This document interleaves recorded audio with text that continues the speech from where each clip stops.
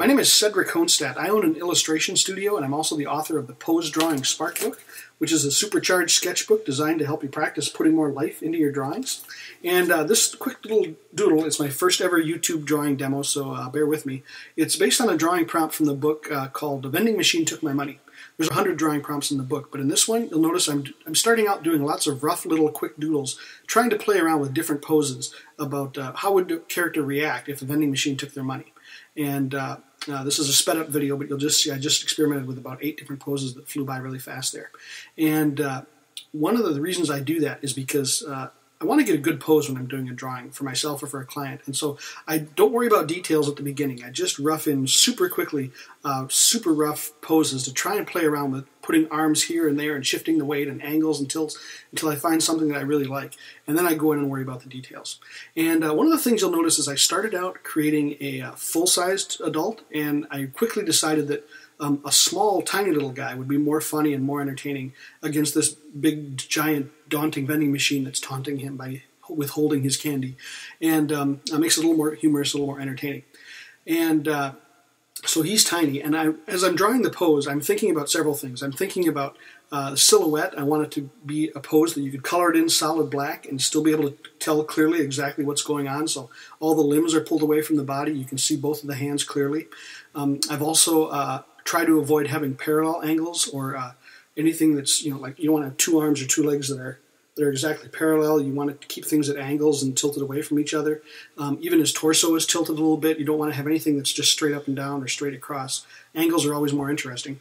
You'll notice just now I just flipped the drawing. And that's something that I learned in art school back in the Stone Age before computers, when our drawing instructor would have a mirror in the studio, and he would have us hold up our drawings to a mirror. And something happens when you flip a drawing, look at it in the mirror, or flip it in Photoshop, and you notice right away little quirks and things that are uneven or unaligned properly that you wouldn't have noticed when you were first doing the drawing. And then you can fix them, and then you can go back and flip it back to its normal shape, and the drawing is a little more solid and looks better. So that's a neat little trick.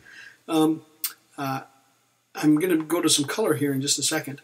And about the color, I wanted to make it so that he's got lots of browns and lots of dull colors in the image, because then I wanted the wrapper on the candy that he's looking at to be bright yellow, so it would really pop. So your eye would go right to that. You'll notice his hands are kind of pointing up towards the candy bar, including his fist, and he's banging on the glasses right in front of the candy bar. His eye is looking right there. But then to help guide your eye even more, you want to have the color support that as well. So I'm also going to color in the background behind the candy bar a little extra darker than I will in the rest of the inside of the machine. And also the background behind his face, the same thing, because his face and that bright yellow candy bar are going to be really bright and compared to this dark background. And the more contrast you can create there, the more you can make it pop, the more it's going to feel a little bit like a 3-dimensional space that he's in.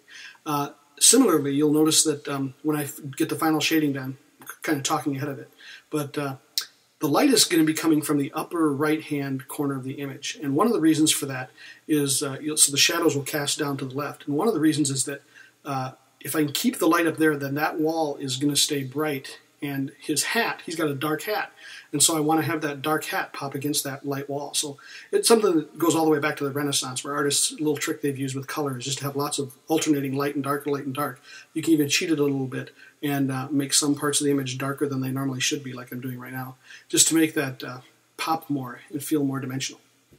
And so anyway, this is not a finished illustration that I would do for a client, but it's a fun color sketch to kind of play around and sharpen my skills. And the whole point of the Spark Book and the whole point of these kind of drawings is just to break out of doing the same old poses with your characters all the time, and try and give you situations that you can draw that force your characters to be in more entertaining and more unique poses that communicate an emotion and that are a little more visually interesting. So that's the Pose Drawing Spark Book, and that's my drawing. Thanks for your time. Hope you liked it.